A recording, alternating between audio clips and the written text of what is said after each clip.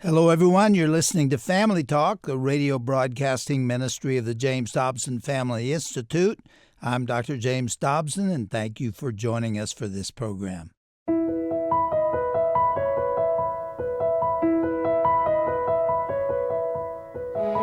Well, welcome to Family Talk, the broadcast ministry of the Dr. James Dobson Family Institute. I'm Roger Marsh. You know, it was August the 21st that Dr. Dobson went home to be with the Lord. He was just 89 years of age.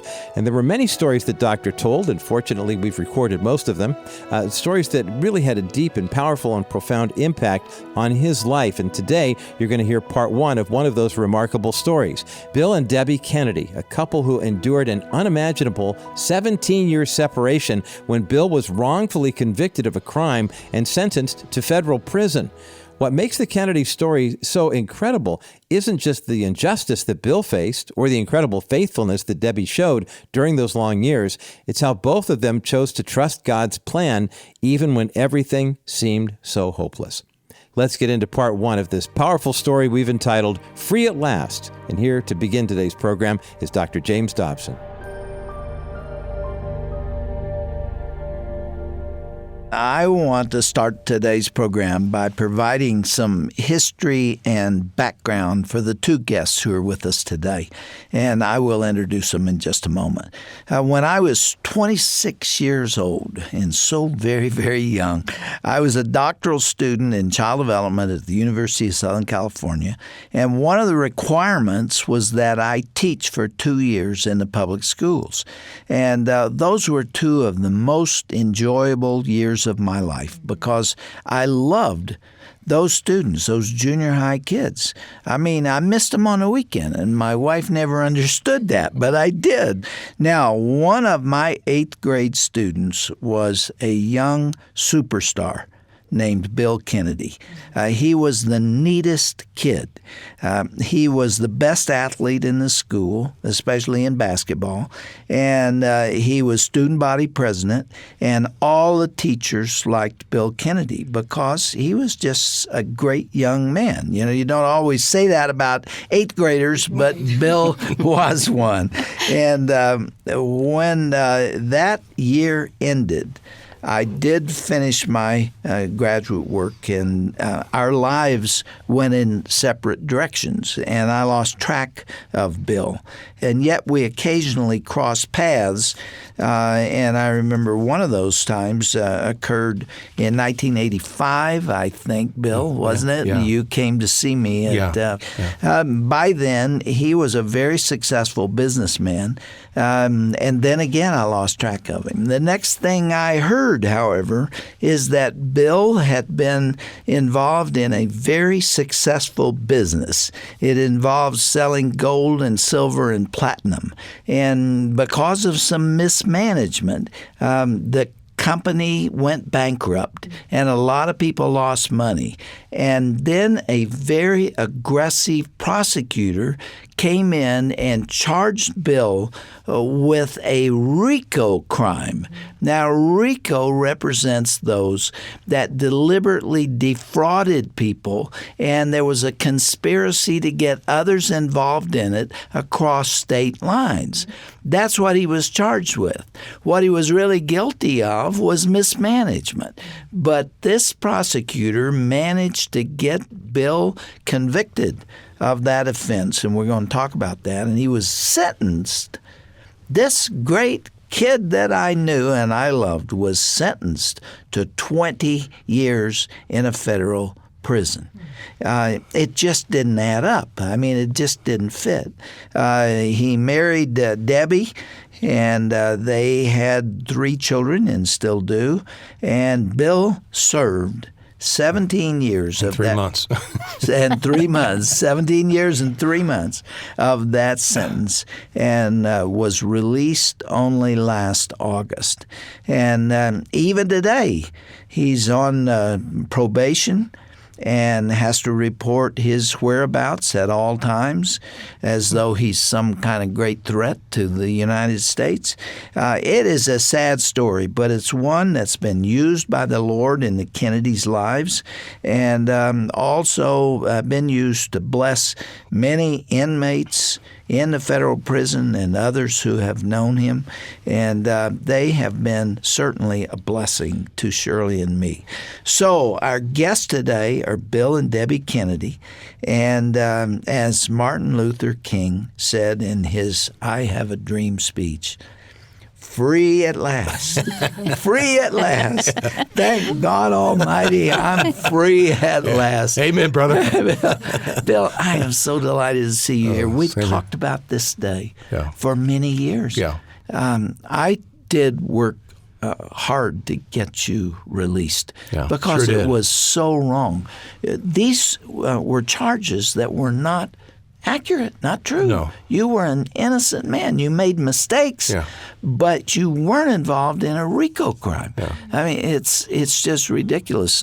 Furthermore, I had a cadre of people that were also working on this case, including Chuck Olson, who had been in the White House in the Nixon era, and Tim LaHaye, who gave a lot of money to help you with your legal fees, and Judge Charles Pickering. Here he is, a federal judge. He weighed in on it. And Craig Parshall. And he was your lead attorney. And I had some people in government that we could not, for some reason, get them to take seriously what had happened to you. And incredibly, every single one of your staff members who were charged in this case were acquitted and released, everyone except you.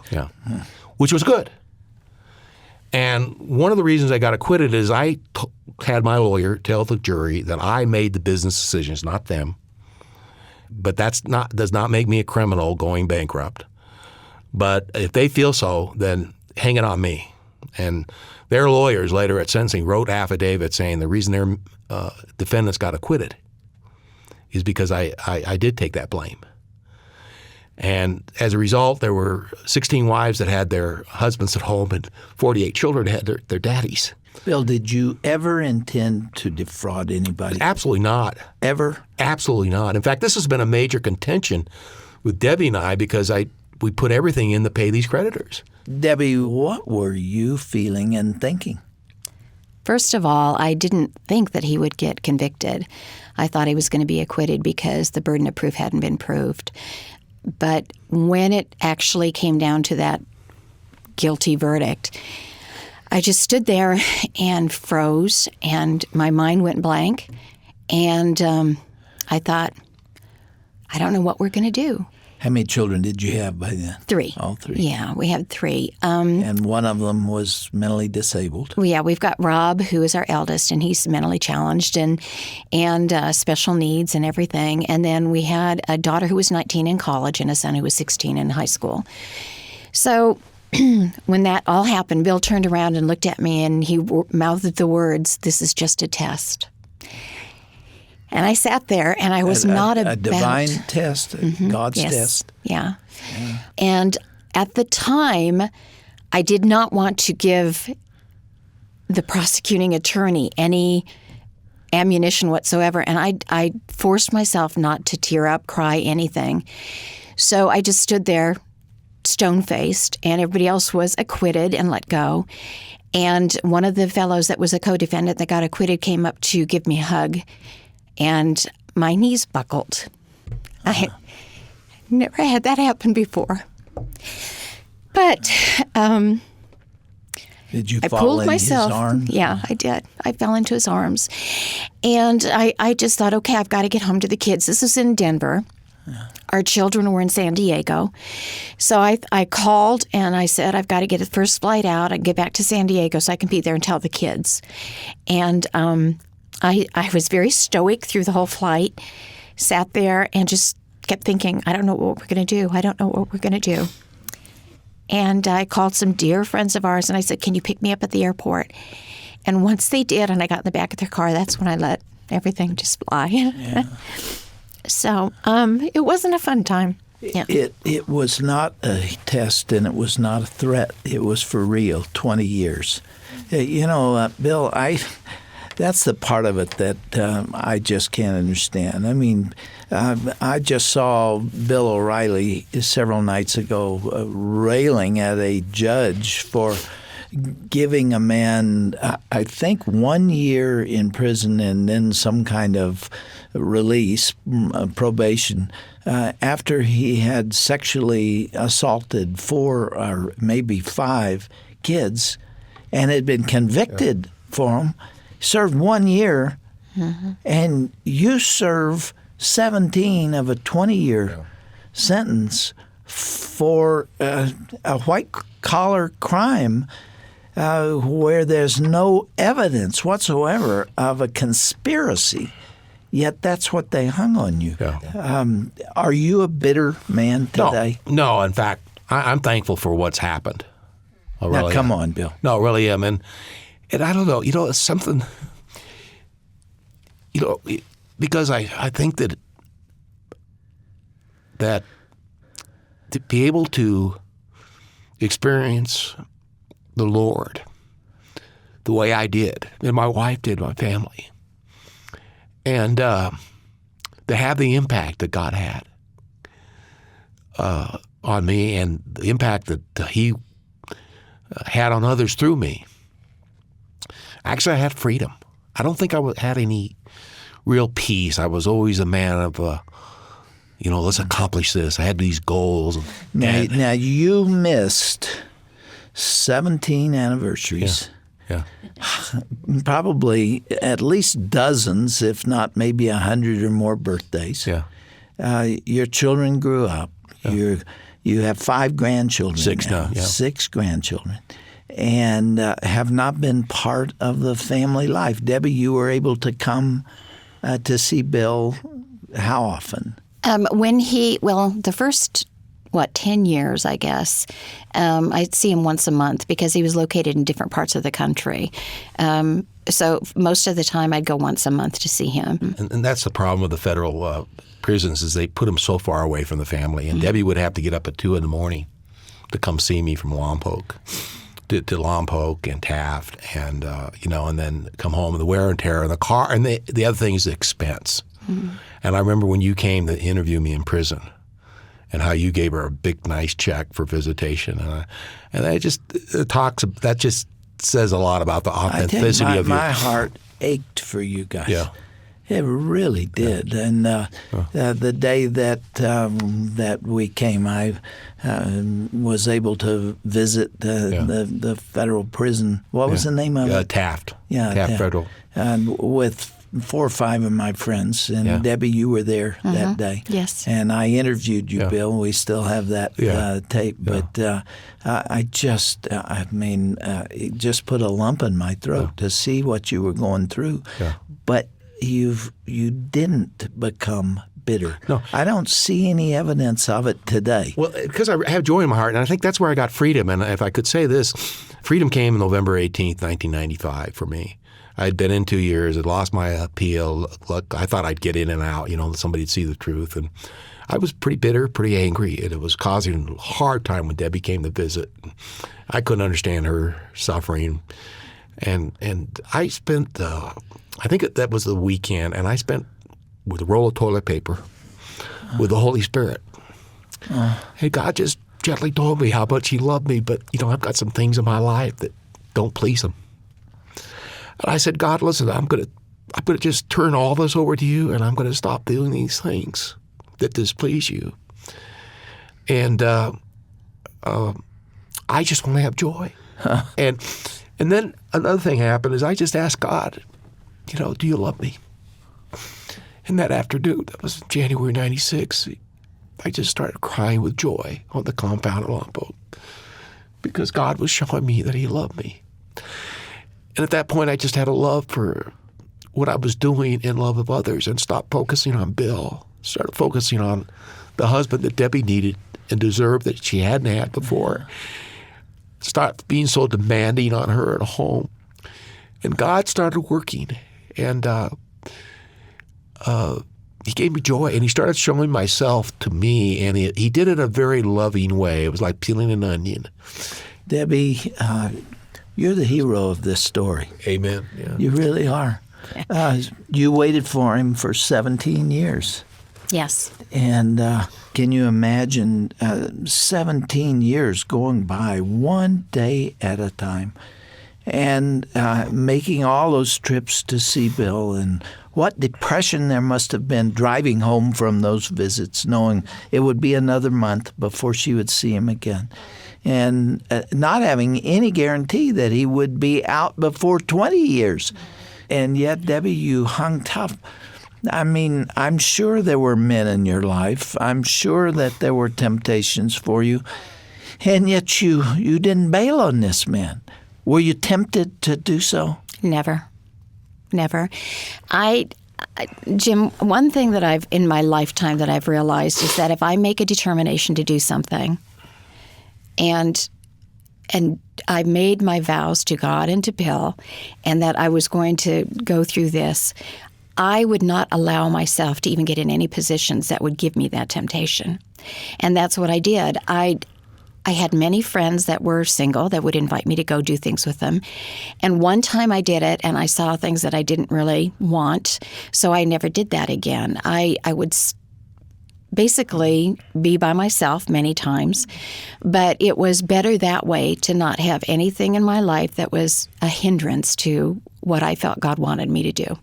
I found that with our Sunday school class, it was all, at the time it was started 25 years ago, it was young marrieds, it's not anymore, that I would go to the events because they knew Bill and they knew his innocence and that type of thing. But I would go and I'd be fine for the first hour. And then after that, I'd see all the couples and I'd feel they were so loving and kind, but it was still just me. And so it was kind of like, I'm missing part of me and I need to go home. So I would go home. Debbie, did you have a lot of people praying for you? Constantly. Yeah. Constantly. We had, it was very interesting because there were very few people that were even negative about this whole thing with Bill. I mean, nobody ever said anything to me, but I mean, the individuals that supported us were so amazing. And the most interesting thing that I had that happened that I am totally blessed about is that the weekend after this all happened with Bill, one of the gals in my Sunday school class that I did not know very well, I knew of her, but did not know her well, she said, we're going to lunch. And I said, well, we don't, I didn't feel like going out to eat lunch. She goes, no, we're going to lunch. And she took me out and we went down to San Diego Harbor and we sat up on the rooftop overlooking the harbor. And she said, so what are you going to do? You going to leave him? And very blunt. I mean, it was just like, I said, no, I'm not going to leave him. She said, well, what are you going to do with your life? What about this? What about that? And she started asking me questions. And I thought, I need to think about this. And that's where some of my determinations came, because somebody confronted me and I basically said, you're right. I have to make a decision now and I'm going to stick with it. You were an administrative assistant trying to pay for an entire family, weren't you? Yes, sir. How'd you make that work? Well, that was very interesting. I started working about 5 days before Bill was arrested. I had not worked all those years. It was very little money. Fortunately, I didn't have much. And I sold a lot of our things. That was very helpful to be able to sell things that we had, possessions. They don't mean anything to me. I didn't want to store them. Let's sell them and use that money, to buy food and pay the gas bill and that type of thing. Life has a way of just being an opportunity for others to show they care. And I was always a very self-sufficient person, but when people started giving me money, it was hard. It was hard to take it. But it was so grateful. I was so grateful for it and very thankful that they had done that. And it gave me a chance to learn humility and accept their gifts. And that's basically what they did. Nobody ever said anything derogatory. They just said, we love you. We know you need something. Here you go. It is so encouraging to hear cases like that where it happens, because you often hear the opposite. You hear people say, they didn't care about me. They didn't care whether I'd live or die. Mm-hmm. And it's not true. Christian people are good people. They are excellent. And there were other components to it that we haven't talked much about. But you have this son, yes, who was almost grown at the time that you went in. 21 years old, yeah. and he wasn't able to take care of himself. Right. And there wasn't a lot of money to get additional help or to put him into a facility. Right. And you had that burden on you too. Did you ever, in your prayers, look upward and just say, Lord, I can't carry this. It's too much to handle. I think that there were times that were extremely hard, but I never said I can't do it. I felt that it was given to me as an opportunity, a challenge to come out better on the other end. And I really clung to the scriptures that said, you will get through this. The Lord will be there with you through the situation. So that's what I held on to. I tell you, that is a testimony to all of us. There is another dimension to all this that I want to make sure we talk about because you were done wrong. People lied about you, and the system itself seems stacked against you. But it's been my observation that sooner or later, that will happen in one way or another to nearly everybody. Somebody will stab you in the back. Someone will walk out on you. Someone will promise things to you and then not deliver. Some will steal from your business. Somebody will do that to you. And so you have to decide, hopefully in advance, how you're going to deal with that, how you're going to handle that, because the typical way is with anger. And if there is a takeaway message that I would like our listeners to get from your story, it is that when that moment comes, you let the Lord carry it because you can't carry it. That will destroy me. Bitterness will destroy you quicker than somebody coming after you with a gun. Dr. Dobson, that was the thing that God put in my heart, that he was going to take this and make good out of it. And Charles Swindoll wrote a book on Moses, and he said these three things that impressed upon me, and that was when circumstances turn against you, they force dependence. And circumstances that force dependence teach us patience. And circumstances that force patience, teach us patience, makes us wise. And I think the wisdom comes when we realize that it's not about us. That is so well said, Bill. And I have to tell you something. I didn't know what frame of mind you were going to be in when you came here. After 17 years, I didn't know what that experience would have done to you. And to have you here and to see how you have learned from the experience, you've learned about life and you learned about the character of God from the wrong things that have been done. I mean, others intended it for evil, but God intended it for good, and He's done that in your life. And you're in a position now to share what you've learned with others. And that's why I'm so glad you're here today. And in fact, you've got more to say. And will you be with us again tomorrow? We will. Thank you.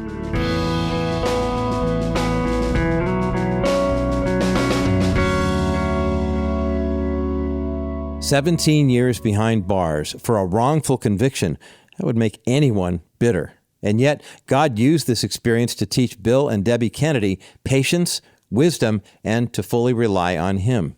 You're listening to a special edition of Dr. James Dobson's Family Talk. And as we remember the life and legacy of Dr. Dobson, we felt it appropriate today to share this conversation featuring Dr. Dobson and Bill and Debbie Kennedy. Now, to hear today's broadcast again, you can go to drjamesdobson.org/family talk. That's drjamesdobson.org/family talk.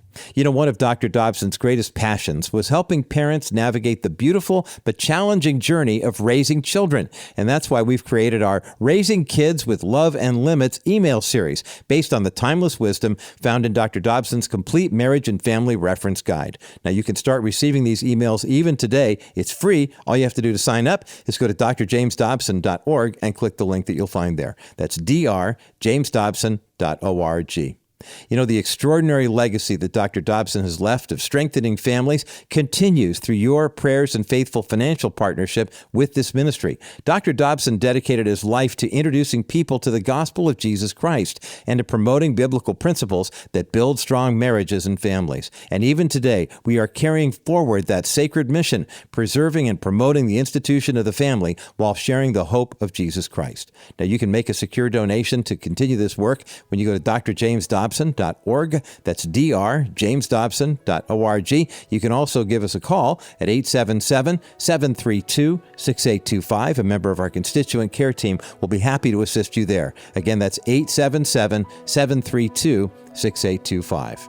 Well, I'm Roger Marsh, and on behalf of all of us here at Family Talk, thanks so much for listening today. Be sure to join us again next time for part 2 of Dr. Dobson's powerful conversation with Bill and Debbie Kennedy. That's coming up right here on the next edition of Dr. James Dobson's Family Talk, the voice you can still trust for the family you love.